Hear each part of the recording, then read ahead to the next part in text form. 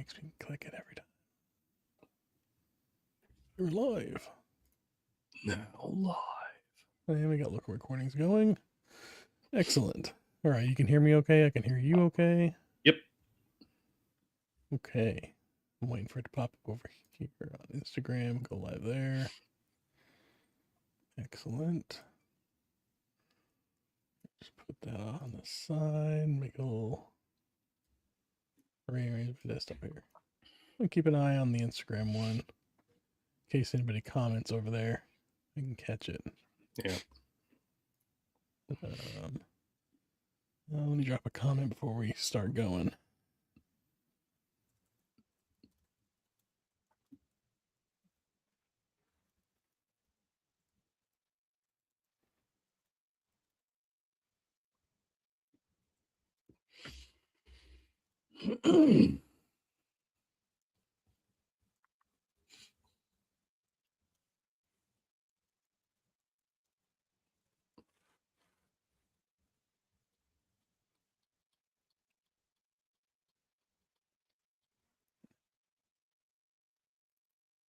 Oop.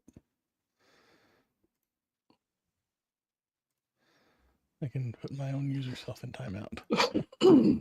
You can do what? I can put my own user self in timeout. That's weird. Oh, that's okay.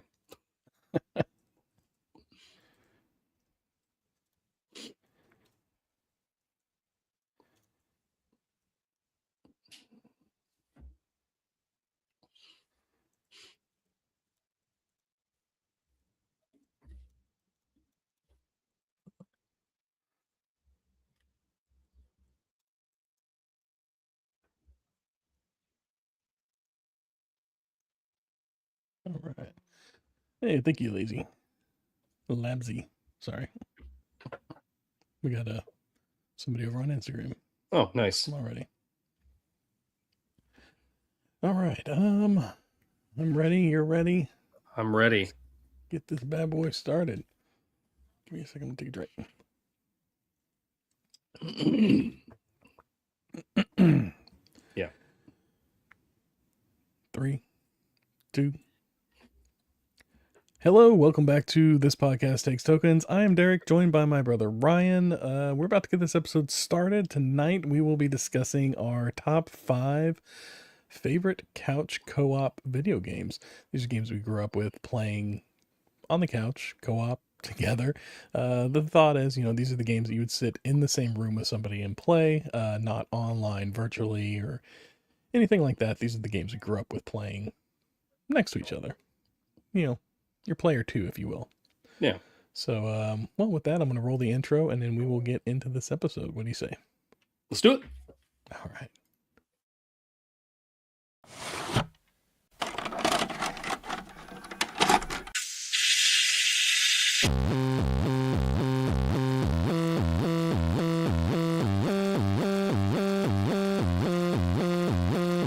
Your local video store card. A comic book in your back pocket. Games with no tutorials. Music you had to discover. And drinking water straight from the hose. These are the things us millennials remember fondly. We are the Jennings brothers. Join us after the streetlights come on as we race our bikes from the top of the hill right down memory lane. Exchange those quarters because this podcast takes tokens.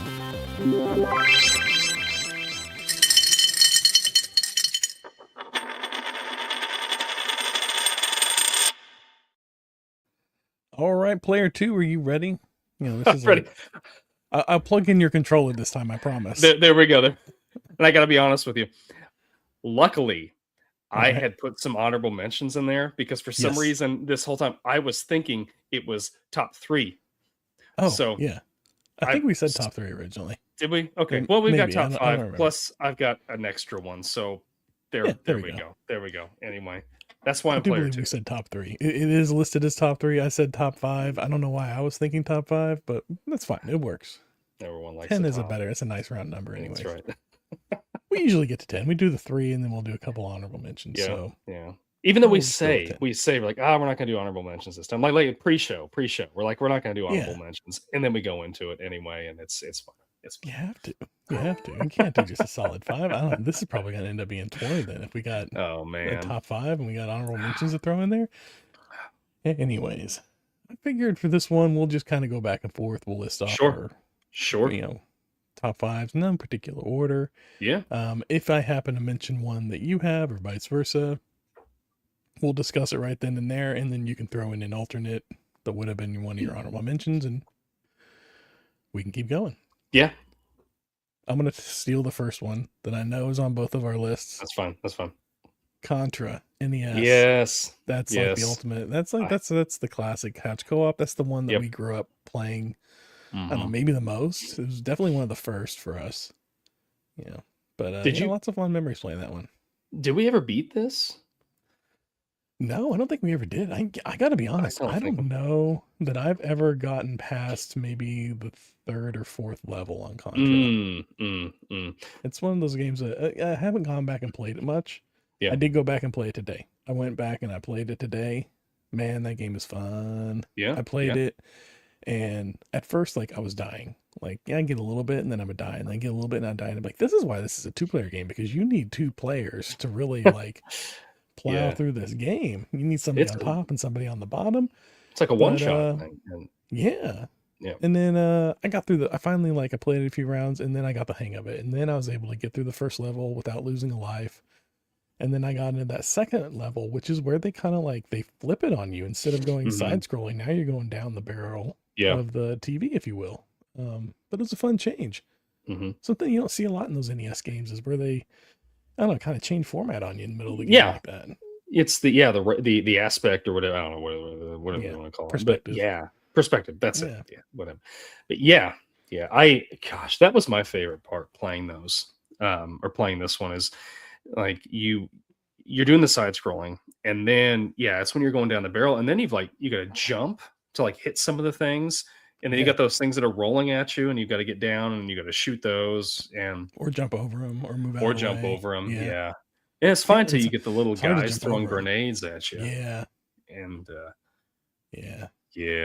I don't think I ever beat this game either. I watched somebody beat it online. Speed run it.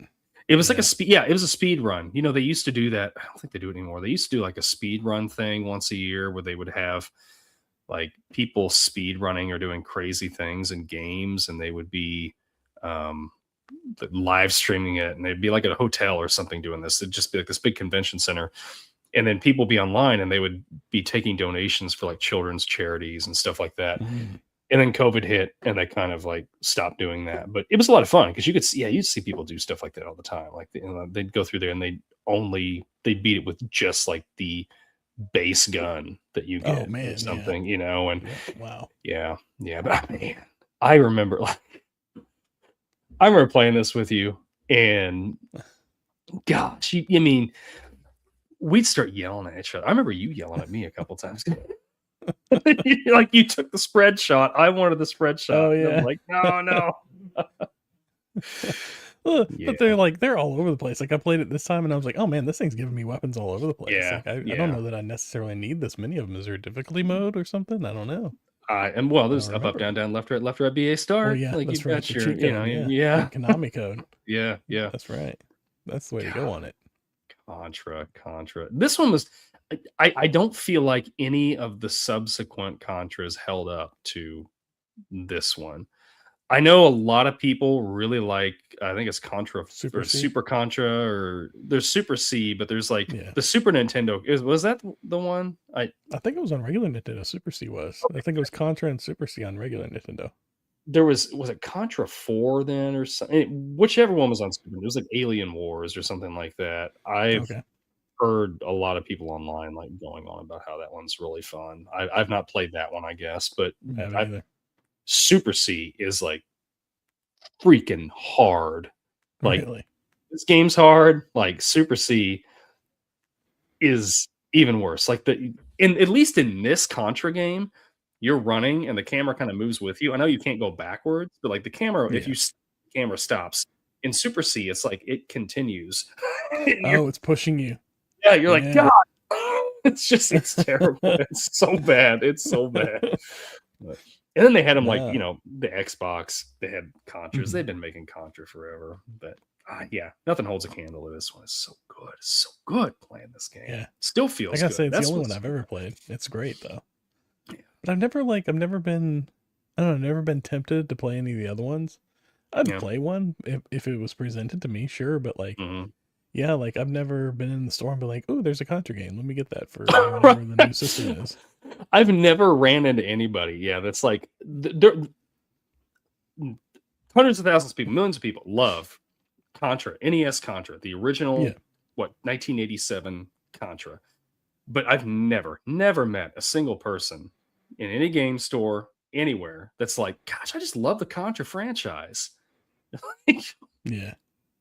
I don't know. Maybe if you're out there and you like it, let us know. Like, I would love to hear why you love the Contra franchise. But the first one, amazing. The first one, I just never played any of the other ones. I can't speak to them. Yeah. I can't. Yep.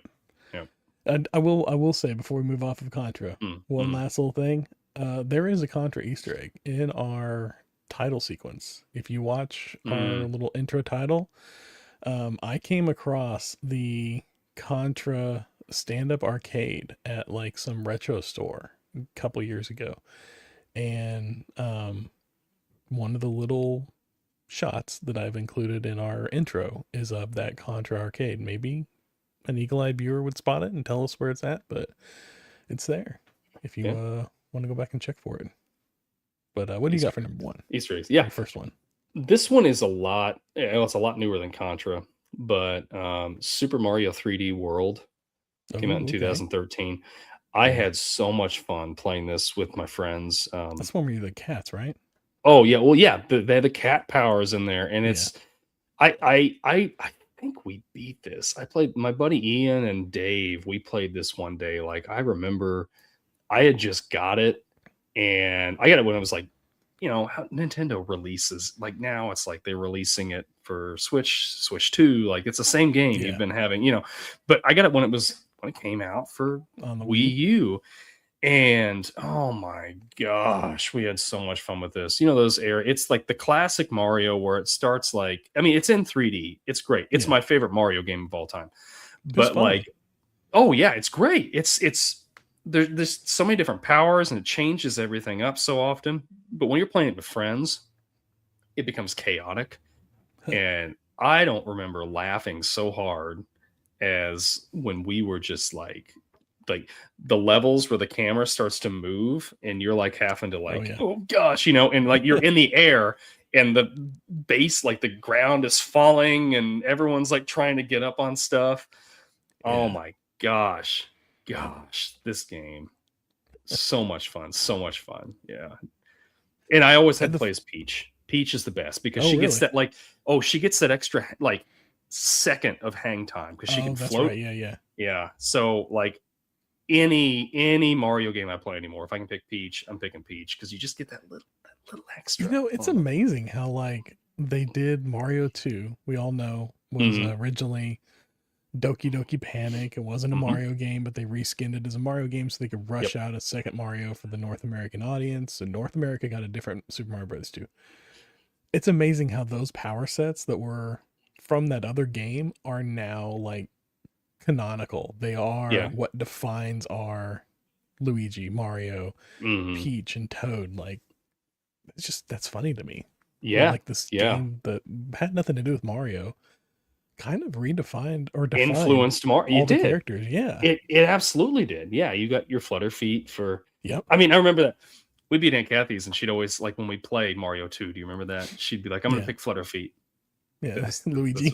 Yeah. Oh man. Yeah, I like that one. I didn't play it when it first came out on the Wii.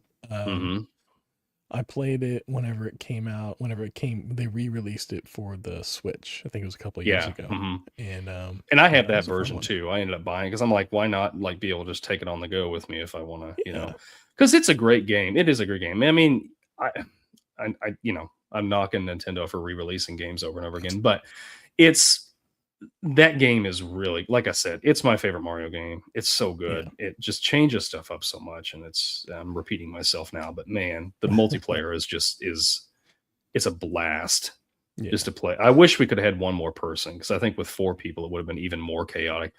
But there's always that, like, nobody chose. We had Mario. I don't remember who was Mario and who was Luigi, one of the 2 guys, and then I was Peach. And then your 4th option was Toad. Nobody chooses Toad. Like, so I don't even remember what his ability is. But he's little, like, and strong, right? Like, that's Toad's thing. Is he? I don't know. He's little. I know that. Yeah. He had an advantage. I can't remember what it was. But, like, so correct me if I'm wrong, the Wii U version of it, wasn't there, like, an advantage to being the player with the pad? Like, you had some control that nobody else had or something like that? Or I think you could drop items or something with a touchpad. I think you could. Yeah, I think there was, like, a thing.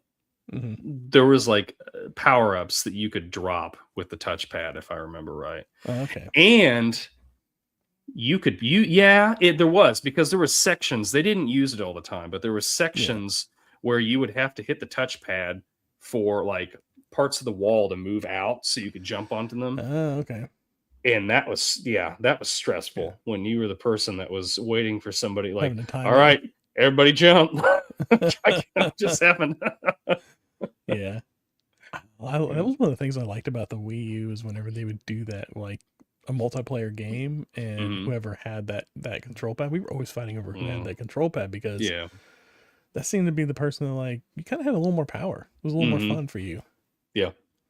I didn't like playing with the nunchucks and all that stuff. I only wanted to play with the controller, even if it didn't have any special things, just because I don't know, or the Pro Controller.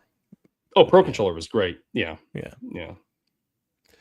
So, my number 2. Number 2. These are in no particular order, right? No, we're just like, number 1, 2, 3, whatever. It's not in a rank of greatness, or it's just. I'm gonna have to go with. I'm gonna throw out a racing game. Okay, right? Wait a minute.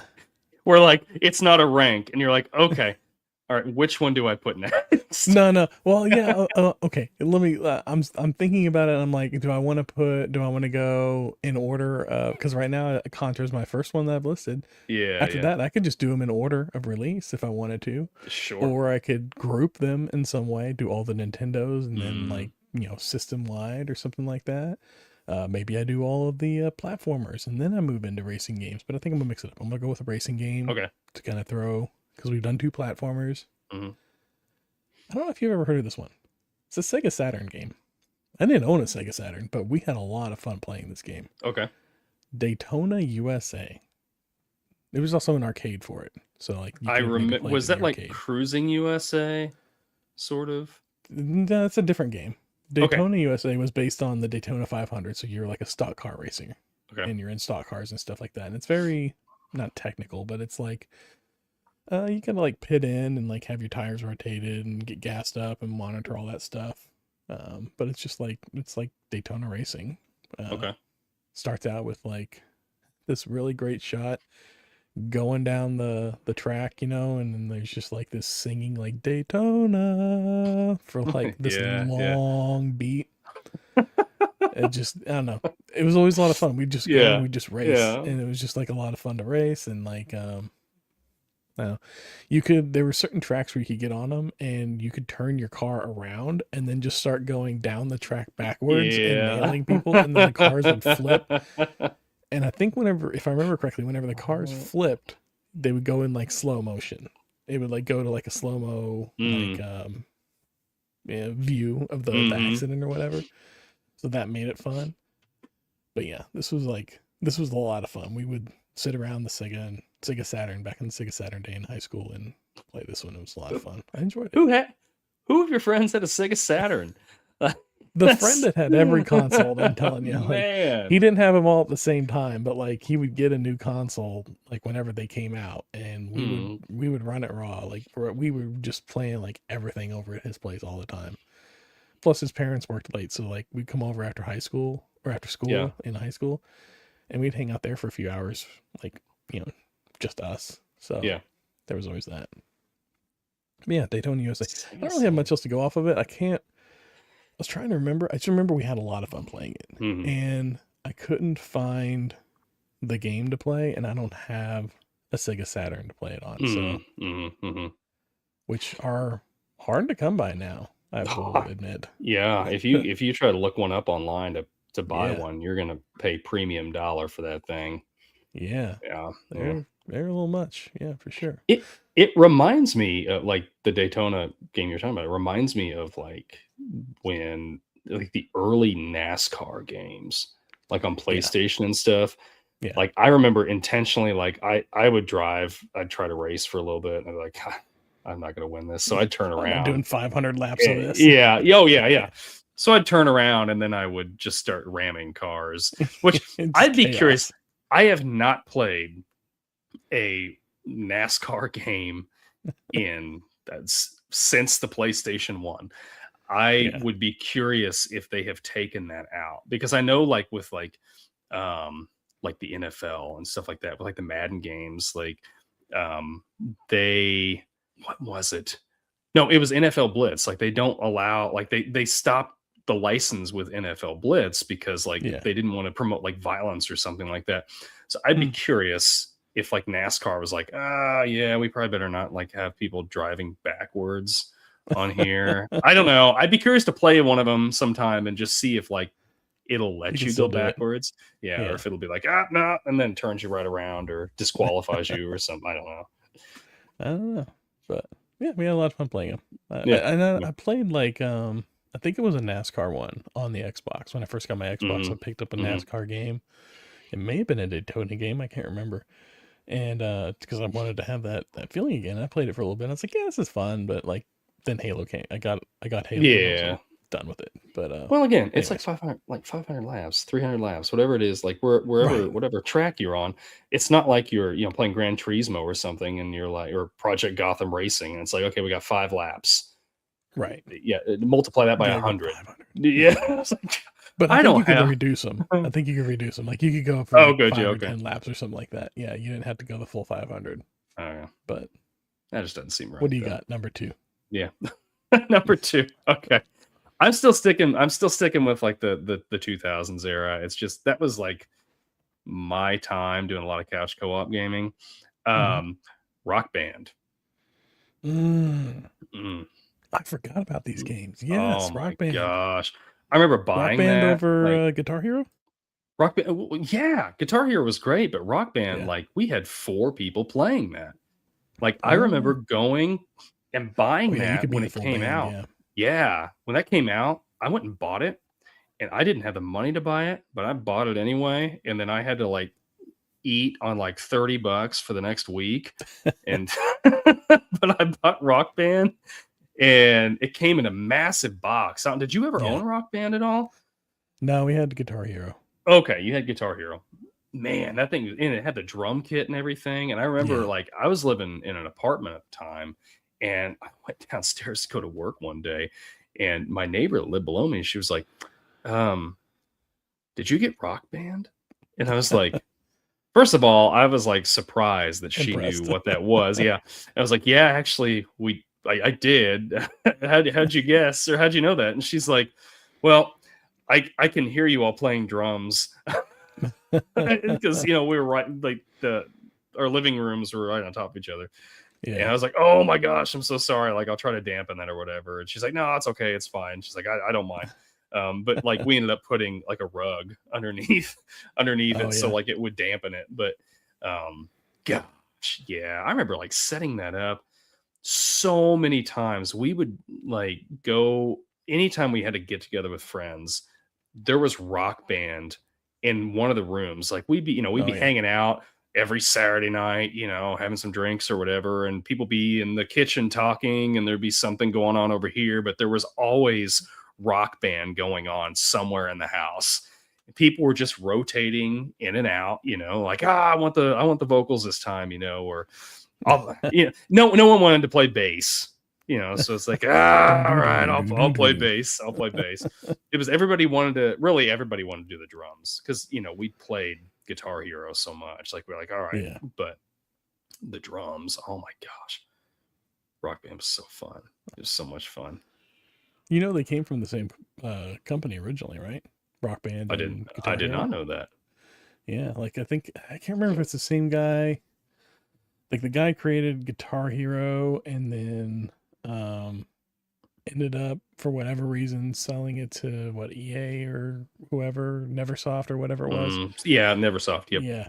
And then he partnered with Neversoft, I want to say, and he wanted to do certain things and they wanted to do certain things. Like he wanted to introduce the band aspect to Guitar Hero, but they were like, no, we need to keep it just the guitar. And he also wanted to introduce like touring and like all this other stuff. Yeah, so anyways, he ended up just like leaving and going and starting Harmonix or whatever the company is. Yeah, that did Rock Band and doing Rock Band as a direct competitor. And they just never did as well commercially as Guitar Hero. Sure. Because Guitar Hero like had the backing of like EA and Neversoft. Because Neversoft eventually got bought out by EA, and then they tried bringing it back. I think Rock Band, and they tried bringing it back with like a lot of his ideas of like touring and stuff like that. And I watched something on it a couple months ago, and I thought it was kind of interesting that they're all kind of from the same company or from the same guy, I guess. Yeah. I would like to find those peripherals again and I know, set them up somewhere. Looked up the guitars, but man, they're so expensive now. They are. Oh my gosh. I say they're expensive, but really they're just like a little bit more than what they were when they first came out. And like, they haven't gone down at all. It's crazy. Well, I wonder, like, especially like as old as they are, like, do they work like they did? Yeah. Like you don't want to get like a one where the pick is just like flopping, or the drum kit. You want to be able to make sure it's still like hitting, or whatever. Well, I know that like new companies make them too. Like you can get new ones, like new guitars and stuff like that all work with the games and everything. Yeah. And they're modern and they're a little more robust, but they're, like I said, about the same price. Like they're not much more expensive and they're new. Did you ever try to play it with a controller? No. Although, did you ever see the Nintendo, was it DS or 3DS version where it was that like, had oh my it had God, it complicated. Yeah, it hooked into the Game Boy Advance slot. Yes, that's what it was. Yeah, and then you held it, and then you would strum with the stylus. Yes. What is this? So ridiculous. They even had like little like Tiger Electronic, like like the $20 like LCD screen grab and go games for like a couple of those as well. Man, they were so popular, those rhythm games, for just like a hot minute, like a good like 5 or 10 years. They were really popular. I always wanted to try out DJ Hero, and that's one that I just never got around to doing. And I should have bought it one time. Like I was at the store, and it was like when it didn't sell well, and they had like discounted it down to like just pennies on the dollar, And I should have bought it, but at the time I was like, I don't need another peripheral in the house, so I didn't buy it. Regrets. Yeah. Well. Yeah, I'm surprised they haven't made a resurgence yet. I think it's coming. Yeah. I think it's coming. I think we're going to see another round of them. We may need to wait for that late 2000s, early 2010s generation to get to the nostalgic point and want that back again. I think we'll get it. But anyways, I guess I'll move on to my number 3 unless you got anything left. No. All right. My number 3. I think I'm gonna take a note from you.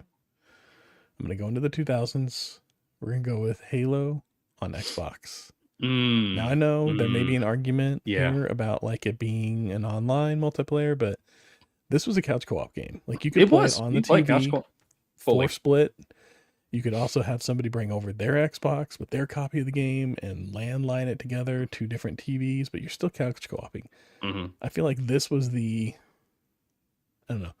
was couch co-op at its max, at its absolute greatest. I feel like, because this was like, we would get together, maybe 6 to 10 of us in like a little like 1-bedroom apartment with like 3 guys bringing over TVs and Xboxes.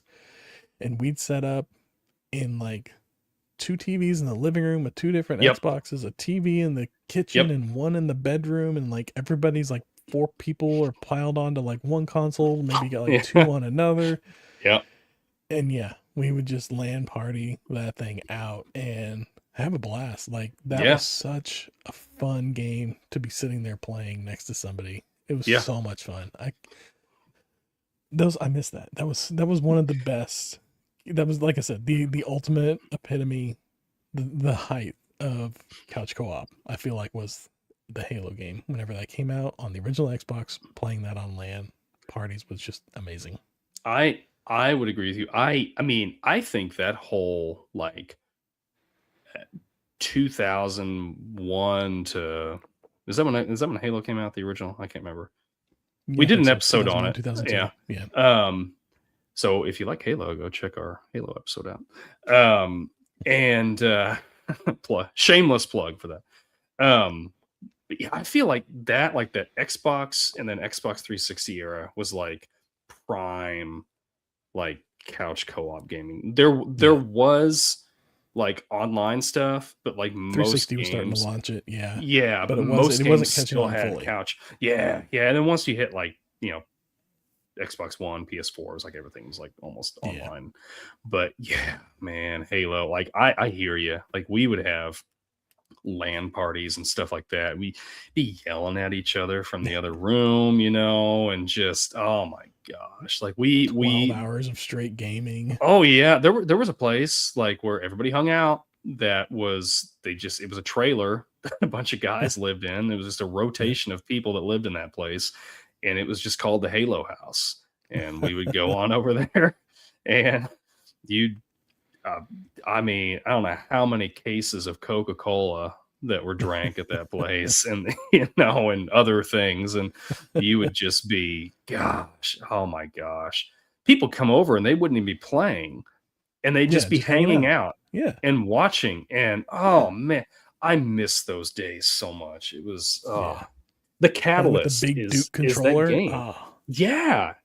Like nothing like I don't feel like anything since has really brought people together as much as like Halo and just that idea of like together gaming like that together. Like I don't know if we'll ever see it again. Like I know you could say like people had LAN parties back in the day or whatever, but like I don't know. I wasn't ever a huge PC gamer, so I guess maybe I'm not.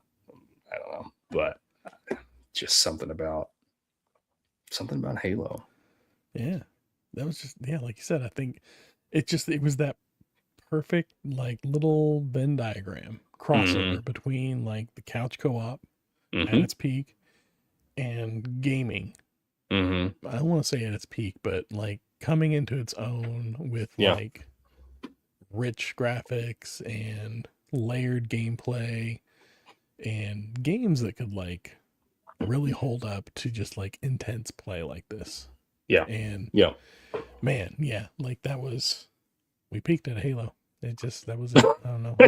We did. That's why they keep trying to bring it back. It just doesn't work. I've not played a Halo that I've really enjoyed since probably, and this is a probably not a popular opinion, but I liked Halo 4 quite a bit. Oh, okay. But Halo 3 was probably my favorite co-op one. Like just to play like through the campaign. But I have to go back and check out 4. Yeah, it's fun. My number 3. 2008. Castle Crashers. You ever played Castle Crashers?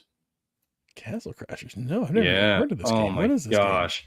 Game? It's a beat 'em up game. Have you ever heard of Behemoth games? Like they did like Alien Hominid and they made Castle Crashers, and it's like that hand-drawn art style. And you are it's 4-player. It's a beat 'em up, like a hack and slash beat 'em up. And you choose from like, well, it starts out, there's 4 different knights and They have different like magic powers they can use. Like one's like poison, one's ice, one's fire. I think the other one's electricity or something. But then they also have swords, and you can pick up different weapons and like, you know, shoot your powers out, and you can like you level up and you can choose like which do I want to level up magic or defense or like my attack, you know, so like my swords are hitting harder. Or if my defense is up really high, then, you know, it's going to take a lot more hits for me to get taken down. But it's really silly because it's just like they start out and it's like this party going on and everything's all fun. And then like some bad guys come in and they steal the princesses. And then, but then like, so you're going through like levels and it's like the old like Streets of Rage, you know, or Double Dragon, where you're just like moving through the stage and like the camera goes and it stops and you got to fight some more and you go on. But it's just got a lot of humor in it. And like each level, like you get to the end and you fight the big boss. And then one of the princesses is there and she's ready to be saved. So you have to fight each other for the chance to kiss the princess. And yeah, it's just, oh my gosh, I had so much fun. I even play this. It's been a while, but I've played this like with my daughter and she really likes it.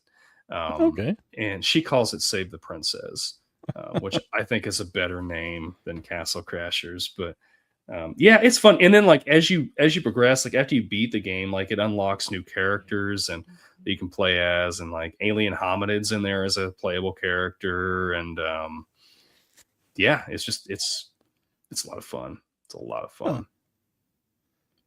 Yeah, I've never heard of that game before. Yeah, you should. I bet you and your family had fun playing it. Like it's on sale a lot anymore. You can get it for like $2 or $3 a lot of times when it goes on sale. Switch or Xbox or what? I think it's on all of them, like on every platform now. Yeah, it's a lot. It's a lot of fun when you get 4 people playing because it just gets kind of chaotic, you know. And there's stuff coming from Castle Crashers. Yeah, there's stuff coming from everywhere. Yeah, I'll check it out. Yeah. Okay. So that was your number 3? That's my number 3. Number 4 now. Okay. Number 4. Number 4. I'm gonna go go back a bit. Okay. SNES. See if you remember this gem of a game. Mm-hmm. I hope you do. Joe and Mac on the SNES. Oh, I knew you were going to say that. I knew you were going to say it. I knew it. Yes. That was a great game. It was so much fun. It was. Although I got to say, I went back and I replayed it the other day. Mm-hmm.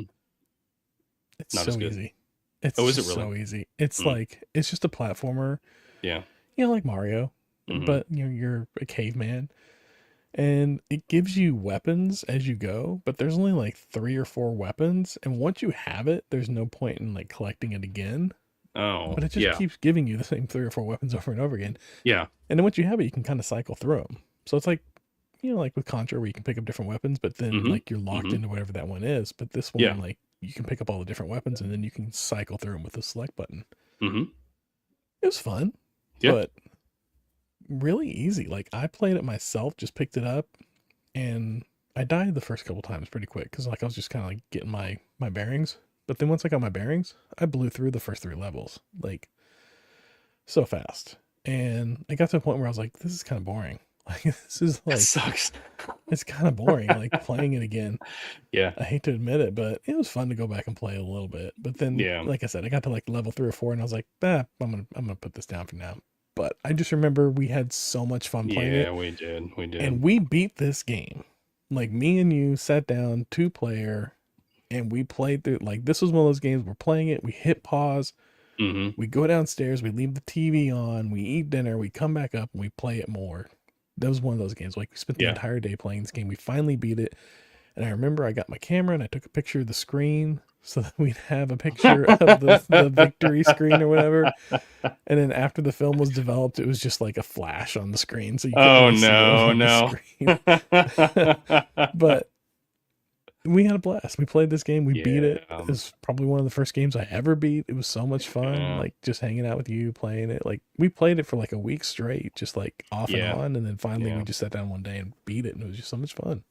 The pixel art was even like the artwork was even really good. And I remember like I don't know if I haven't played it forever, so maybe it doesn't hold up as well as I remember it. But like I thought the dinosaurs I thought the dinosaurs looked really good. Like and it was just a fun platformer. Yeah, fun little game. Yeah, they made like a sequel. They made to 3 of them. 3 sequels. Okay, yeah. There was 2 sequels. So there was Joe Mac 2 and then Joe Mac 3.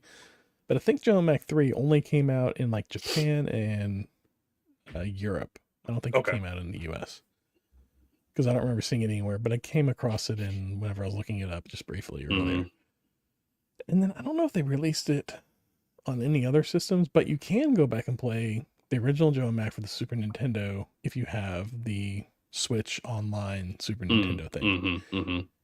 And I think they included it in the Super Nintendo Mini, if I remember correctly. They did. Yeah, I think that's right. Yeah. But that was mine. Joe Mac's that was a fun one. I enjoyed it. Well, I'm gonna piggyback off of Super Nintendo. All right. What about Zombies Ate My Neighbors? I never played that one. Oh my gosh! You're kidding me. Never played it. Talk to me about it. So much fun. You've got like you're a co-op game. It is, yeah. You're playing as either. I mean, you can play it solo, but you can play it 2-player, and you're playing as either this boy or this girl. And I always played as the guy because he had like these cool 3D glasses on when he was going around. But yeah, you start out with just water guns, and you're like the whole idea of the game is you just need to go through and you need to save people before like the zombies eat your neighbors. Okay. So like you'll like be in backyards and stuff, and there's zombies around. They're constantly coming out of the ground. You shoot them with your water gun, and somehow water kills these zombies. And water kills the zombies. Water kills the zombies. Yeah. Did this inspire the movie Signs? Should have. M. Night Shyamalan was a huge Zombies Ate My Neighbors fan. He loved it.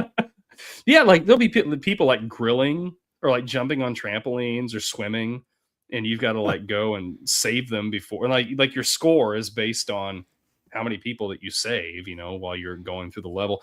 And as the levels progress, like you're going like to different areas. So like you're in a mall in one area, and then there's one where you're like in like Egypt, and the monsters will change. Like there's still zombies, but they'll add like mummies, and they'll add like demons and just different things like that. And your weapons that you get are like more souped up. Like you got some like super soaker basically that you're using, or you've got water balloons that you're throwing. And yeah, it's so surprised you haven't played this game. It is so much fun. It's so much fun. I played it again a couple years ago with my buddy Chase, and we got to the Egypt level, which I think is like 4 or 5. I don't remember how many levels are in this, and it gets hard quick. I've never beaten it, but like it hits a point like where you're like, okay, this is okay, and the difficulty's kind of ramping up, and then it gets to like level 4 or 5, and it's just like, okay, you were good at this. Yeah, think again. You suck.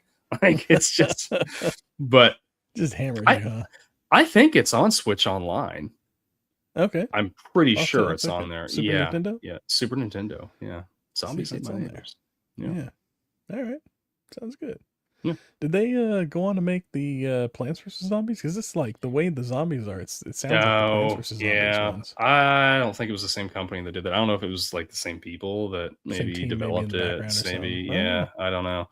I know they did re-release Zombies Ate My Neighbors for like modern platforms, and they've done they still have kept the graphics the same. Like they've sharpened them up and everything, and I think they've added some little online multiplayer and just some extra little fun stuff with it. But yeah, it was really I don't know how well it was received when it first came out, but like over the years it's really garnered like just this cult following. It's a lot of fun. All right, I'll check it out. If it's on the Switch Online, I'll check it out. Yeah, I'm pretty sure it is. Keep an eye out for it. Yeah, to add to my library. I think there's a lot of copies out there. I don't think it's very expensive. All right. Okay, number 4. I'm debating on whether we should go number 4 or do an honorable mention before we launch into number 4. But you know what? Let's just go with number 5. Sorry, not number 4. Number 5. Yeah. Okay. Let's just go number 5, and then we'll discuss what didn't make the list. Yep. My number 5 is a more modern game. Okay. This is one that me and my family play a lot. Well, we did.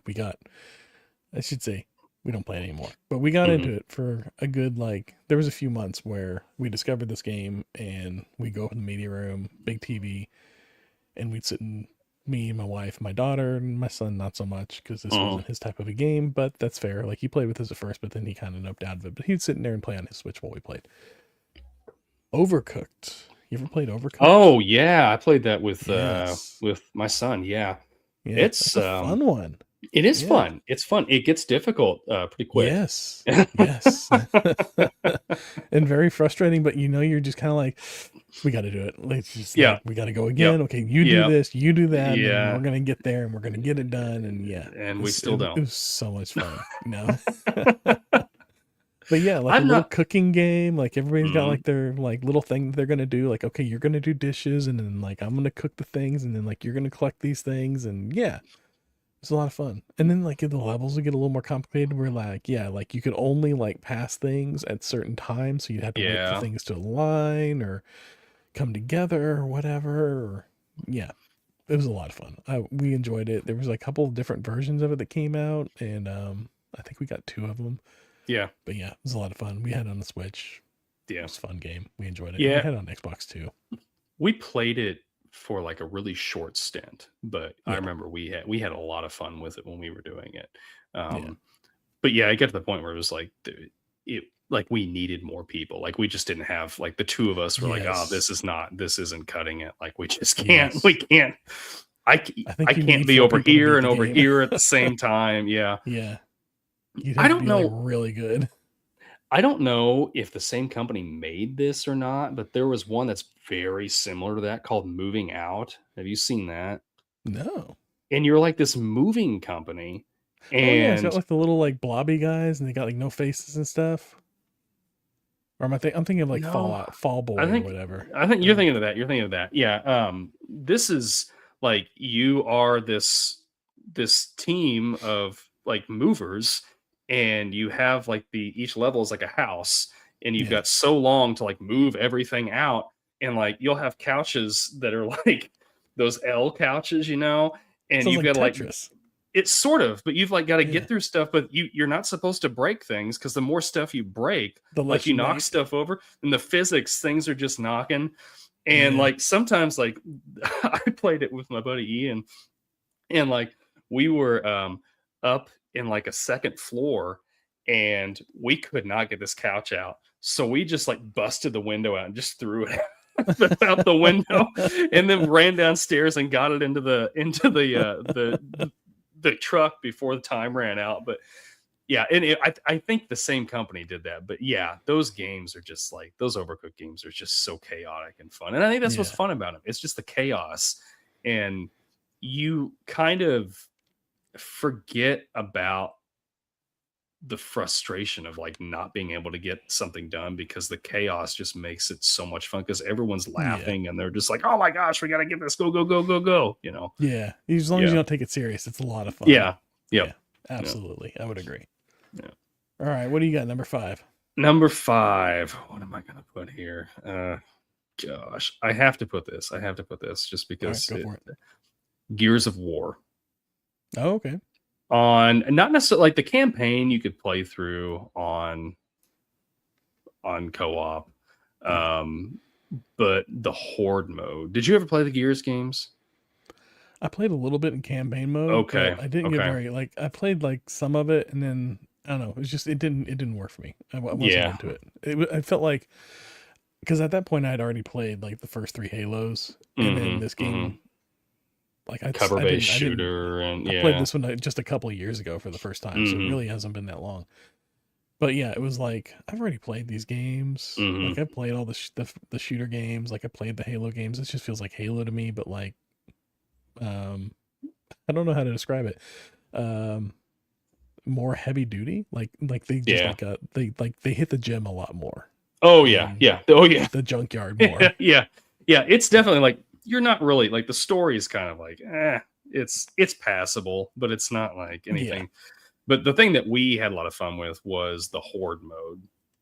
And it's just like, you get in there and it's just like, you can play it online, but we played it, hooked up with LAN, or like it was like you can only have a split screen, so 2 people per screen, but then we would have everybody LAN together. And the countdown would come, and then all of a sudden the I can't remember their names, and the locusts would start coming out of the ground, and then you're fighting, and everyone, oh, I got it, oh no, watch out, there's somebody over here, or whatever. And you're playing against a computer, but you're playing together to try to, destroy the horde.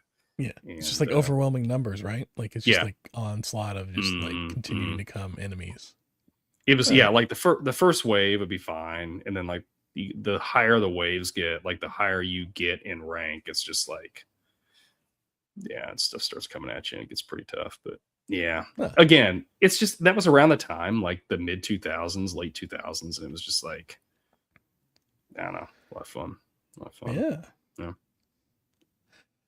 All right. Well, that's my number 5. Your top 5, my top 5. Not a conclusive list, but definitely we're on there. There were some things that did not make the list, but got very close. Let me give you my honorable mentions real quick. And I'm going to lump this into one group. Yep. And you'll understand. Okay. Mario games. Talking Mario Kart, Mario Party, Mario Golf, Super Smash Brothers, Mario 3. Yep. All those games. I couldn't pick one. And so I just put them together as kind of an honorable mention. But like almost every Mario game that comes out, it's just a lot of fun to play with somebody else like right there. Yeah, they are. They are. And they're not really designed to be played online. They're designed to be played in the same room, like on the same TV, on the same screen, on the same console, really.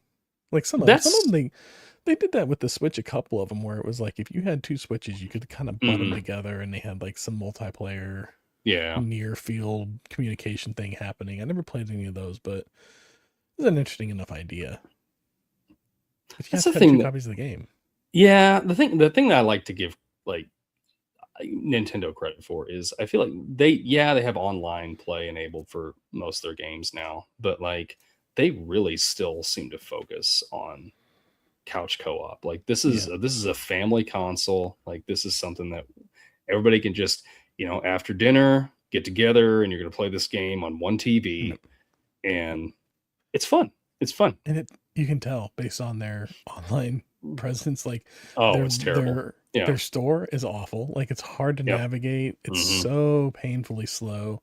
Yeah. The system for purchasing things is a pain. Like they're definitely like fighting the whole online thing every step of the way, which is my only gripe with Nintendo is like, just get on board with it. No, they did the same thing with disc-based games though. It's like we got to stick with the cartridges. Yeah, but you can't put as much memory on the cartridge. Like, and now we're back to cartridges again. Yeah, exactly. But they're better, so whatever. Yeah. All right, what do you got for an honorable mention? Are we just doing one at a time here? I guess that's what you were saying. Yeah. That's all my honorable mentions. I'm done with them. Oh, it's all okay. Yeah. I'm just gonna run down these real quick then. It Takes Two. I don't know if you ever played that. That's just a really good, like the entire game can only be played cooperatively. Huh. And it's just a story about a couple that's on the verge of divorce, and their daughter decides that she wants to try to save them, and she like makes a wish, and they turn into these like puppets, and they start out in the backyard, and you got to make your way back to the house, and you got to work together cooperatively. And it's just it's really fun. Like you're not doing the same thing. Like you have to be doing this while somebody's doing that, while the other person's doing this to get ahead. And anyway, It Takes Two. It's a lot of fun. Left 4 Dead. Okay. Super fun game. Just my son loves that one. He's in it right now. Oh, it's so fun. And then Donkey Kong Country. Oh yeah, that was a fun one. I forgot about Donkey Kong Country. Yes. The only reason I didn't put that one on the list is because it was like you really just had to take turns playing it. Like it was co-op, but it was like you both of you on the screen at the same. Maybe I'm thinking of it wrong. Could you both run around the screen at the same time, or did you have to wait? No, you had to wait because you had one of you would play Kong, one of you would play Diddy. Yeah.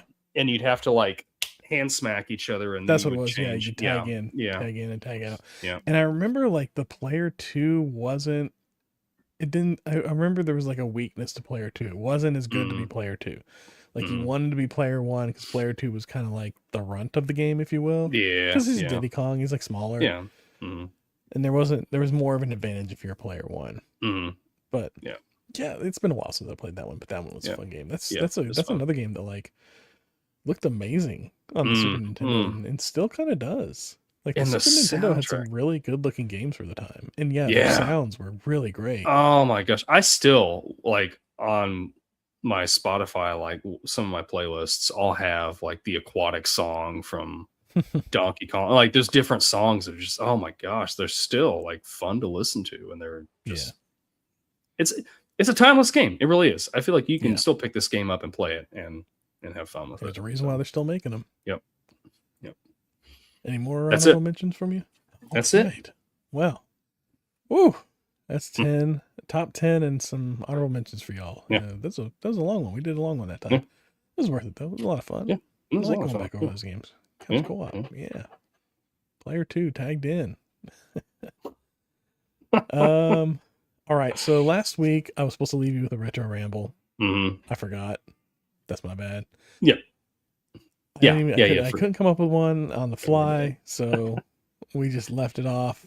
Right. I think I addressed it at the end of the episode. You did, yeah. Anyways, I was like, later that night I had an epiphany of what it should be, and I wrote you the next day. Okay. I know everybody's gonna roll their eyes, but here we are. 6, 7. It's the popular thing with the kids right now. So I said, you know what?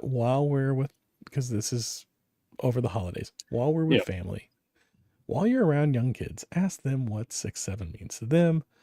Let's poll the audience, if you will. And then we'll come back and we'll compare notes. Yeah. And we'll discuss like what it means and what our equivalent would have been growing up. Like what our 6, 7 was growing up, if you will.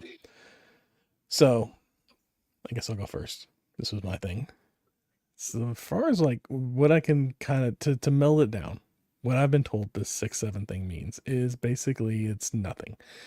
It's a bunch of nonsense that's just a disruptor. Like it's just an excuse to call a certain thing out. Like it does come from somewhere, but like it's conflicting as far as like where it comes from. And I don't want to get down like the many rabbit holes of where it could come from. Sure. Be it a basketball player or a song or baseball players or whatever.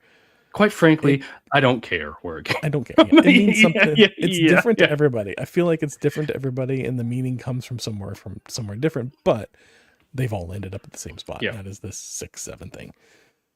So now it's just kind of like a social disruptor. And then I got to thinking about it, and I was like, I'm struggling to come up with like what an equivalent would have been for our time. Yeah. Other than maybe like not, like, you know, like you'd say something to somebody and then be like not. Yeah. Or I don't know, we had a couple of them, but like that's probably the closest thing I could come up with is not. So what about you? What did your research lead you to, Professor? No, it was the same thing. I asked both my kids, and basically like my daughter said it means nothing, but it's annoying to me. I got that too. Yeah. My son, I forgot, and I just asked him before we started recording. And he just kind of like looked around. He's like, I have no idea what it means. He's almost 19. Like he just, whatever. He says it sometimes to just annoy my daughter, which is fine. I asked my wife though. She's a principal at a school. Yes. I figured she'd have the best insight. Yes. So she said, I like this answer. It's a trendy way for kids to respond to one another. All right. Right? I like that. Yeah. Yeah. I think we just broke it. We have officially broken 6, 7. It is now over. Yes. We have decoded it, and they cannot weaponize it anymore. Thanks to my wife. That's right. She saved I like us. That. Yeah. Excellent. So what do you think is a generational equivalent for us? Do you have one? Did you come up with one? Oh, the not one, I guess. I don't know. I couldn't think of one. I'm like 6, 7. Yeah. Like, I don't know. I'm sitting here I'm still trying to rack my brain. I'm sure we had stuff that was like super annoying that we said. Yeah, things that were annoying, absolutely. But things that meant nothing, like nonsensical stuff. Everything. I feel like ours had meaning. Yeah. Came from somewhere. This one has no meaning. It's a meme culture. I can't wrap my head around it. Yeah, I don't know. All right, but it's just a way for kids to say, "Hey, what's up?" Yeah, maybe that's it. Sup. That's it. Sup. It's sup. That's the equivalent. But what's this? What's sup. this? Oh, this is just. Yeah. I mean, I'll admit. There's been a couple times like when we've just within the last few weeks we've been. I don't know. We were driving somewhere. And there was some sign that had the number 6 and 7 on it, along with some other numbers. And I like looked over at my daughter. I'm like, 6, 7. And she's like, Daddy. Like one time I did that to her, not recently, but she's 9. And I did that to her. I said, hey, 6, 7. And she goes, super like straight look on her face. She's like, Daddy, I'm trying to put that behind me. I'm like, okay. Excuse me, nice. I'm sorry. I think my favorite part of all this is that everybody that's been asked, at least in our circles, has the same general answer of A, I don't know what it means, and B, it is super annoying.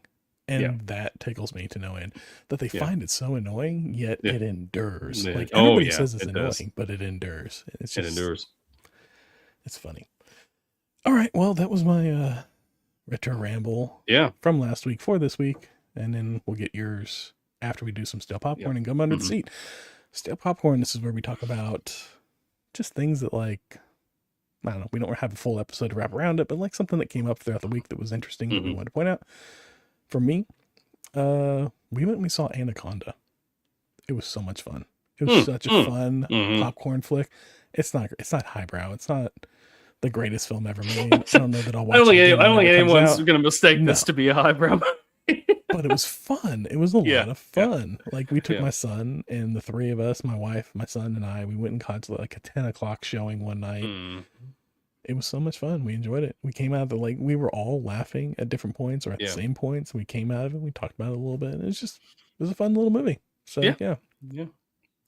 That's all I got. That's good. It looks interesting to me. I don't know. It's something that I think I'll probably watch when it comes to streaming services. Fair enough. But I don't know. Yeah. But I'll keep it in mind. Maybe not for Harper. But it was fun. Okay. Fair enough.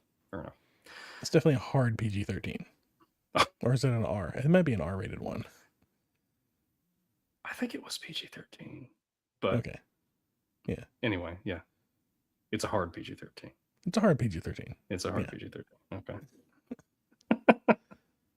My stale popcorn. So for Christmas, which was...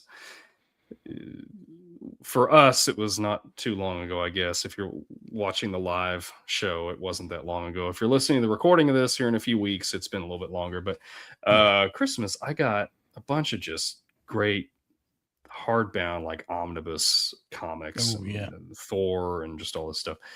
My question for you, do you prefer reading comics in physical form or digital, or do you have any preference on it at all?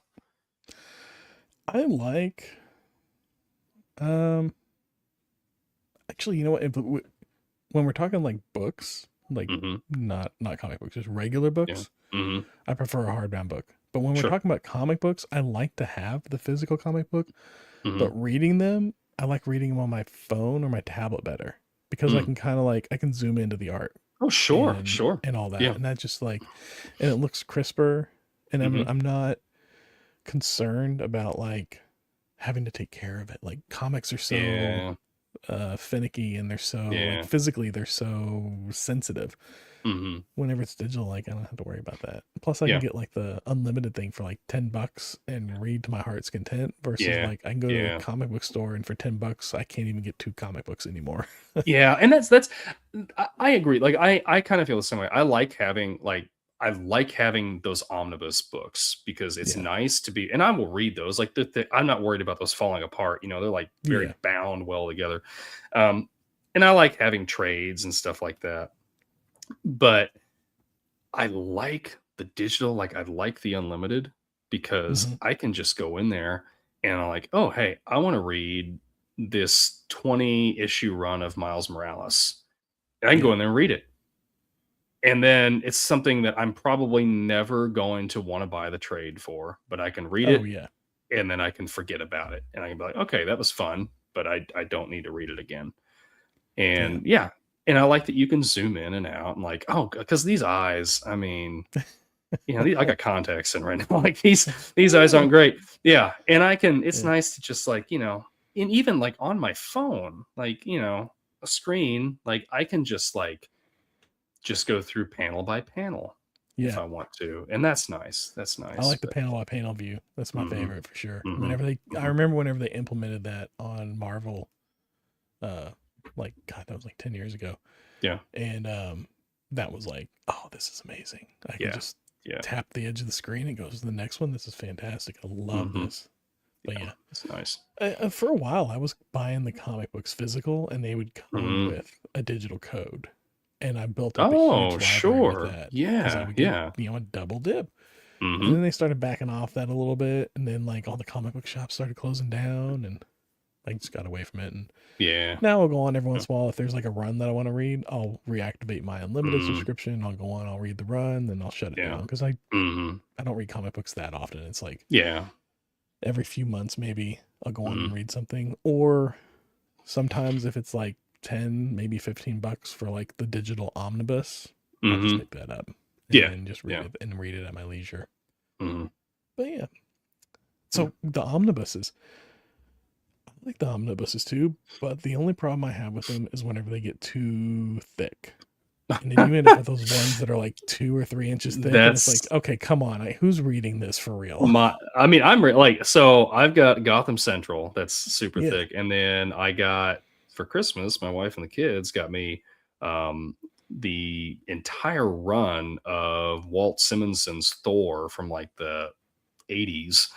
Oh, wow. And it is like literally like, how do you get into like the creases to like read it? You gotta like flatten it out or what? I don't know.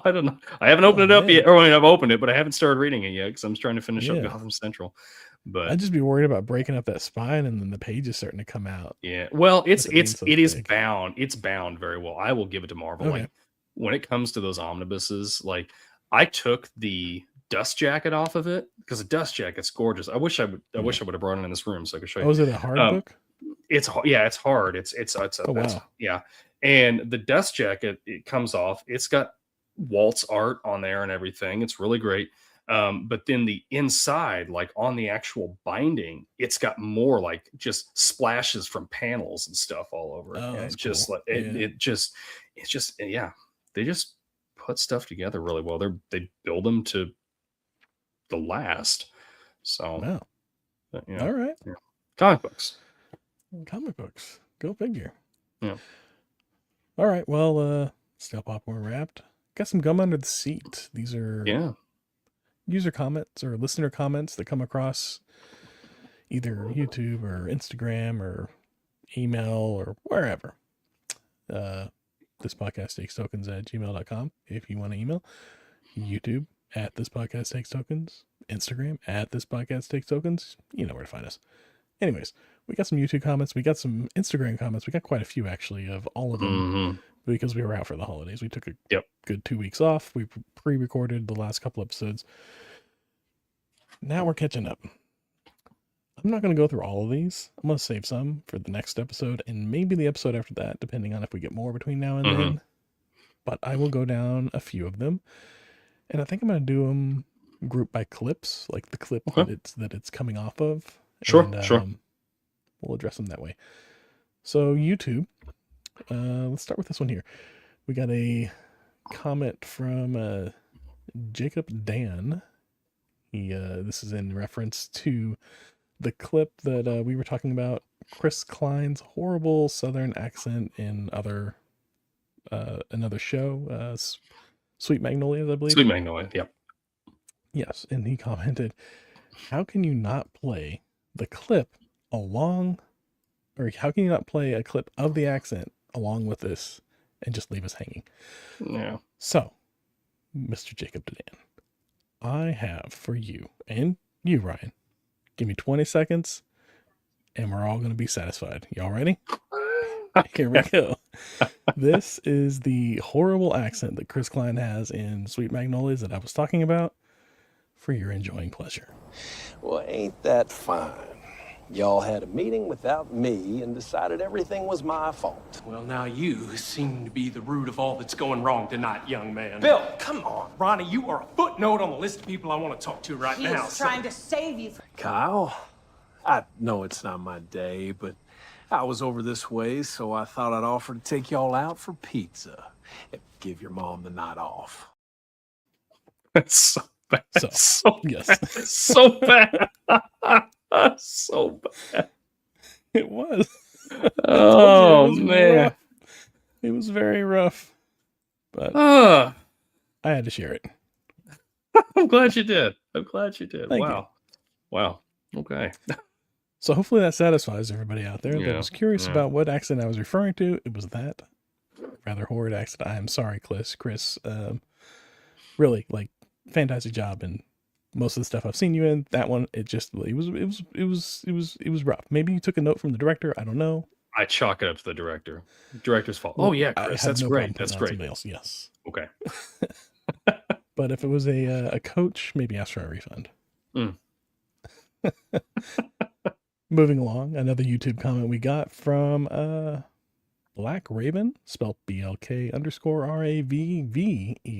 on an Encino Man clip about driver's ed in high school. I was complaining, saying that, we should have driver's ed in high school. Like, it should be a standardized thing, like a class that everybody takes so that everybody's learning how to drive relatively the same. Well, he says it is, but parents just have to pay for it now. I don't know where it is. I don't know where he's at. He didn't respond to me, but apparently in some places, maybe it is still part of high school. You just had to pay for it. If that's the case, that's cool. Can we get that rolled out nationwide? Because that'd be awesome. That here. Yeah. No. So, moving along.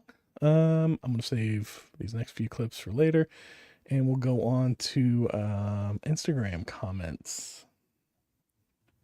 Lazy. I keep saying lazy. That's just my dyslexia. I'm sorry. Labzy, Labzyyy, who is also in the Instagram feed. I don't know if he's still watching or if he was. At one point, he says, hey, he actually congratulated us on the 100th episode in the comments. Thank you. Yes, thank you. Appreciate that. He also commented on a clip that we put up. It doesn't really matter which clip, but he just says he loves what we do, and he's a 90s baby himself, and loves the classics, Disney's, and games and everything that we do. Awesome. Thanks. We appreciate that. We love whenever people share the love like that. We do. That's great. We do. Yeah. There was a bunch of people that asked us to send various reels to various accounts. I tried to address as many of those as I could. They would seem to be like 2 or 3 on several of the clips. So they got nice little smiley face emojis, and I hope that satisfied them. Awesome. Goofy movie. This was a really popular one. We did a clip where we talked about Pauly Shore going uncredited for the Goofy movie. Pauly Shore was famously uncredited. Well, I don't know about famously, but he went uncredited for the Goofy movie because he did not want them to use his persona himself as promotional for this movie. He wanted to promote the movie on its own merits. So, the real, that's real and real, spelled differently, podcast. The Real Podcast on the Goofy Movie clip says, a Goofy movie for the win. Yes, we enjoyed it. We enjoyed it too. It's a fun movie. It was a fun rewatch. Yeah. It was a really fun rewatch. Like I said, I love that movie. We watch that one all the time. That's kind of like a comfort movie in our house. My daughter was really wanting to just like host that episode on here. She's like, I really know a lot about it. And I'm like, I know you do. I know. I don't know if I want you on the internet, like that broadcast to everybody that much, but yes. On the same comment or the same clip, Charlie 5K thinks that we did not repeat the movie and name enough. Apparently we didn't mention it in the clip, so he was confused. as to what we were talking about, and finds it annoying that we used this short clip to try and trick him into listening to the whole podcast. Well, Charlie, joke's on you. You have to actually listen to the podcast to find out if we mentioned your comments. So yeah, that's Charlie. There you go. I don't know where to go with that. Okay. I don't know. There's nowhere to go with that. So it's just me trolling a troll. This one's kind of hard. I don't know how you pronounce this. I think this is Gamers Gathering. It's the A in Gamers is a number 4, and the A in Gathering is a number 4, I believe. Or it's Gamers for Gathering, I guess. Gamers Gathering is what I'm going to go with. Says, pretty sure everybody knew it was Pauly Shore. Who doesn't recognize the weasel? Oh, absolutely. Even when I was a kid, I'm like, that's Pauly Shore. Absolutely. I don't think Disney had no problem using that in their promotions. No. Yeah, Leaning Tower of Cheesa. Yeah. Speaking of the Leaning Tower of Cheesa, several people wanted to chime in with their love for the Leaning Tower of Cheesa. I have that on here somewhere. It's in this list, but I can't find it right now. Oh, there it is. Yes. Daftzilla, Miss Maggie May, and Mikey Luck all had similar comments. Either a GIF or just showing love for the Goofy movie by quoting the Leaning Tower of Cheesa. Definitely one of the best quotes from the movie. Absolutely. Let's see here. Paul McCarthy pod on the same clip. Wow. Says, it's mad to think that there was ever a time where Pauly Shore could command the demands that Robin Williams could. I would agree. That is a crazy time that we live in. That is. I'd not thought about that, but I mean, like, we you need think more about it Pauly now, Shore, like, right? How many movies have you seen that were like, like the Minecraft movie? Yeah. Apparently, like, there were quite a few like YouTubers that had cameos in that movie, and like the Five Nights at Freddy's movies, like they had some gamer people, YouTubers or streamers or whatever that had cameos in that movie too. I couldn't spot them to save my life, but apparently they're there, and they serve a certain audience. I feel like it's that's kind of like the equivalent today, like with the Pauly Shore type of thing. Yeah. That's very similar. Like, we're going to look back on that in 10 years and be like, man, can't believe that person was in that movie. Yeah. Maybe you'll see our faces in a movie sometime. That would be awesome. Oh, that would be amazing. I'm not picky either. Just whatever. Yeah. Oh, okay. Yeah, to an extent. Yeah, that's true. There's definitely a limit. I don't know. I'll be able to show my kids. I don't want to be in a remake of The Mask. I don't know. I'm not. We pan that movie so hard. I don't think even if they did remake it, they're not asking us to be on that. They might ask us to come to a screening. Maybe. Well, we'll see one day. Hopes and dreams, right? Anyways, Tony PP 852 says, LOL, as if anybody would like to see a movie because Pauly Shore was in it. Well, joke's on you, Tony. Pauly Shore was a big thing at this time. This is kind of the height to Pauly Shore. And people went to see movies because Pauly Shore was in it. I'd go if there was a new movie that came out with Pauly Shore. I'd be going to watch it. Oh, really? Oh, I would. Totally would. All right. Give me Son-in-Law 2. Son-in-Law. Okay, maybe Son-in-Law 2. I might be down for that one. All right. This one's kind of a half comment. This barely merits anything. And honestly, the name tells me that this doesn't mean anything. J312404 says he barely in it. He barely in it. Pauly Shore. Oh, barely. Yeah, in Pauly Shore. Movie. Yeah, he's in it. Like, he's in it enough. I feel like. Yeah, he barely. He's not the star. He's not starring in it. He's definitely a supporting character. Doesn't need to be the star in it. No, it doesn't need to be the star. No.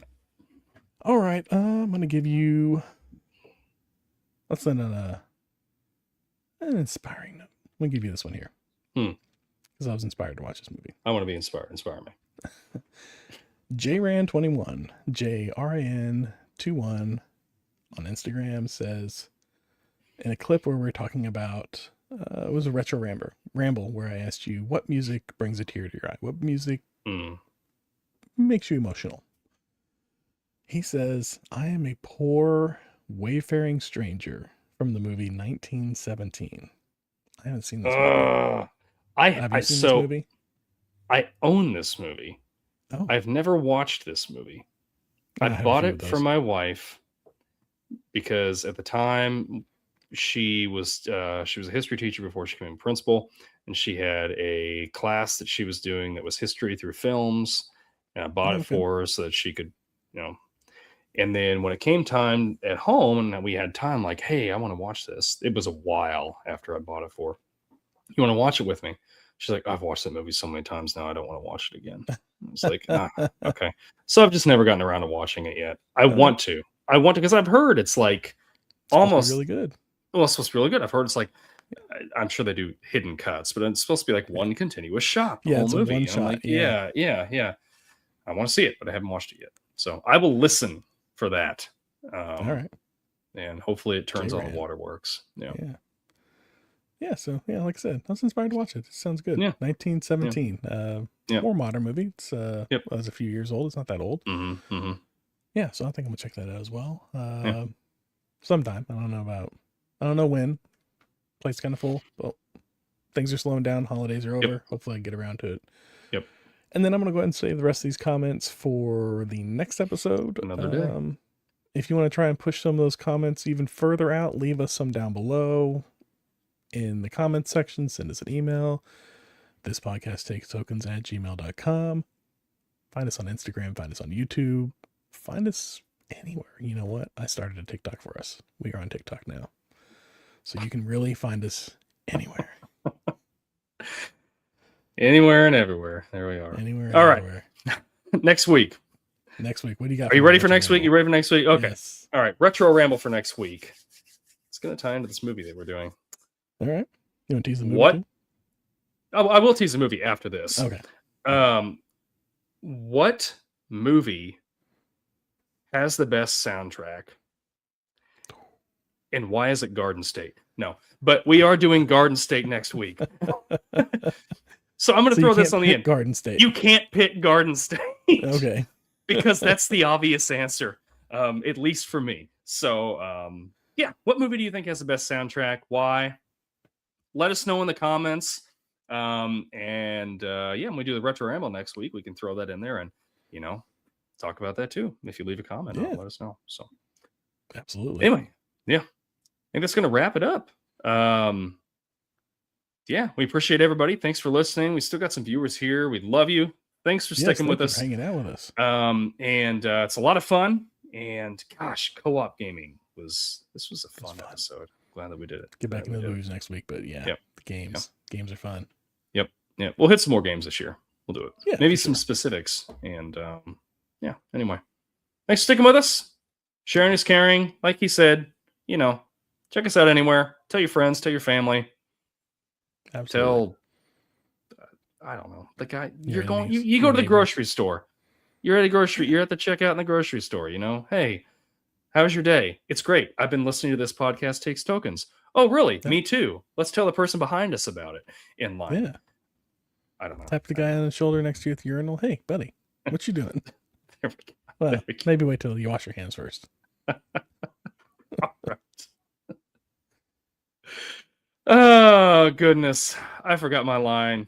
Anyway, have a good night. We'll see you all next week. Garden State. Rewind. Stay with us. Garden State next week. Rewind. There we go. Thanks. Bye.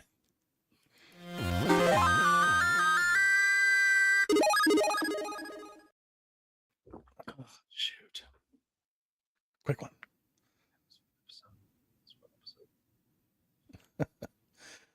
Well, thanks again, everybody, for hanging out with us live. We appreciate y'all. Leave us comments below of your favorite soundtrack. We'll mention them whenever we record that episode for sure. Mm-hmm. With that, I'm going to go ahead and end the live stream, and we'll be out of here. Yep. See you guys. See ya.